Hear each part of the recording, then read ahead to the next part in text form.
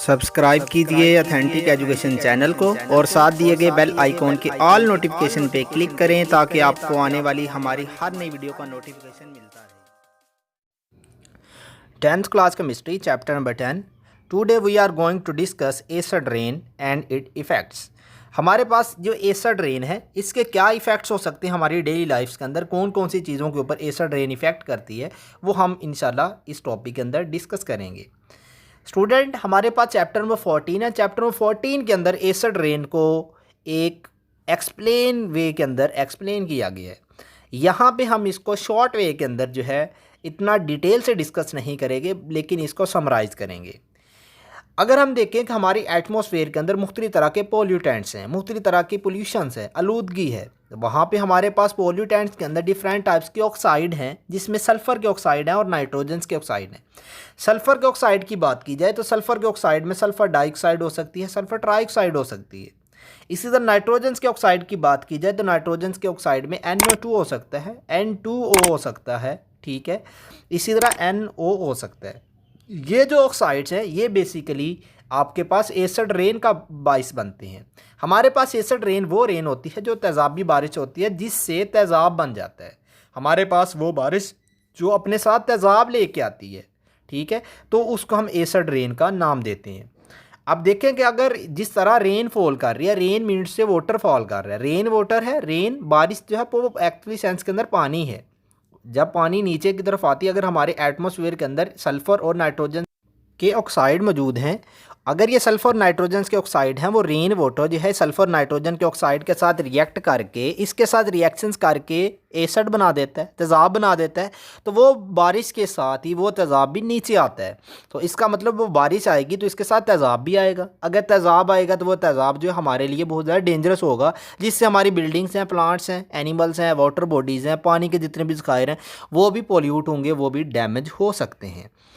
तो acid rain के अगर हम इसको थ्योरेटिकली एक्सप्लेन करें, acid rain is formed by dissolving acidic air pollutant like oxide of sulphur and nitrogen by rain water. Rain water के अंदर जब भी हमारे पास जो रेन वाटर है, रेन वाटर क्या करता है, जब रिएक्ट कर जाता है किसके साथ, ऑक्साइड जो हैं सल्फ़र के और नाइट्रोजन के, नाइट्रोजन और सल्फ़र के ऑक्साइड के साथ जब रेन वाटर रिएक्ट कर जाता है, उस रेन वाटर जो इन सल्फाइड को अपने अंदर एटमॉस्फेयर में जो पॉल्यूटेंट्स हैं इनको अपने अंदर डिज़ोल्व कर लेता है, इनको अपने अंदर हल कर लेता है, तो इससे एसिड रेन बन जाती है, इससे बारिश जो है तेज़ाबी हो जाती है। जिससे होता क्या है, as a result pH of the rain water decrease. इससे क्या होता है, रेन वाटर की जो pH है डिक्रीज कर जाती है।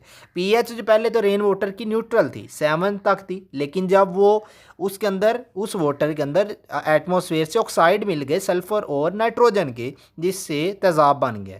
तेज़ाब की pH हमेशा 7 से कम होती है। pH 7 से कम होगी तो आपके पास कोई भी सोल्यूशन एसिडिक होती हैं। अब आपके पास ये जो वाटर है, वाटर का सोल्यूशन था, ये एसिडिक हो गया, इससे इसके अंदर तेज़ाब बन गया, तो pH भी क्या हो जाएगी, 7 से कम हो जाएगी, तो लिहाजा it become acidic. when this acid when this acid rain fall down, it damage animals, plants, buildings, water bodies and even soil। जब ये रेन वाटर नीचे की तरफ फॉल डाउन करती है तो ये किन किन चीज़ों को डैमेज कर सकती है, ये सबसे पहले तो डैमेज करती है एनिमल्स को। एनिमल्स के अंदर जिसमें हम इंसान भी शामिल हैं और जितनी किस्म के दूसरे जानवर भी शामिल हैं। ये जानवरों को, हर तरह के जानवरों को जो वहाँ पे अपना निशाना बनाती है।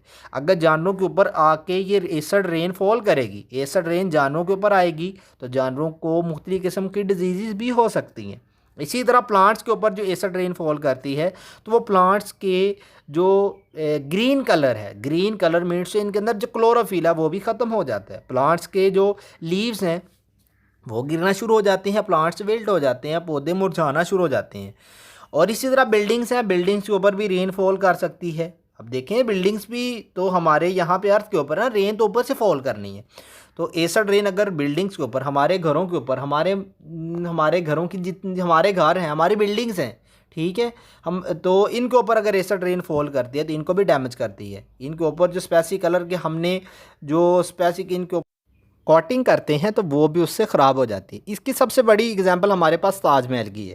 ताजमहल को जब बनाया गया तो इसके ऊपर यानी कि ऐसा रेनफॉल की जिसकी वजह से इसके ऊपर से कलर जो है ना बिल्कुल ख़राब हो गए।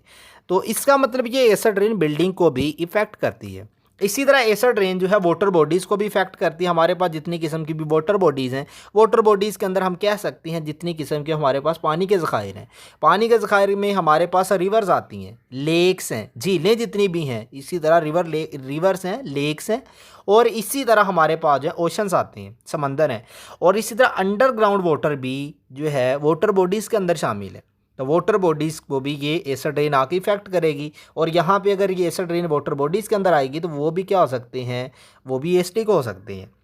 इसी तरह अगर एसिड रेन जो है सॉइल के ऊपर आती है, ज़मीन के ऊपर आती है, ज़मीन के अंदर जज़ब होगी तो ज़मीन के ऊपर जो है ये एसिडिटी काज करेगी, प्लांट्स की ग्रोथ होना बहुत मुश्किल हो जाएगी। इसी तरह वो एसिड रेन ज़मीन के अंदर चली जाएगी तो वो ग्राउंड वाटर को जाके भी इफ़ेक्ट करेगी।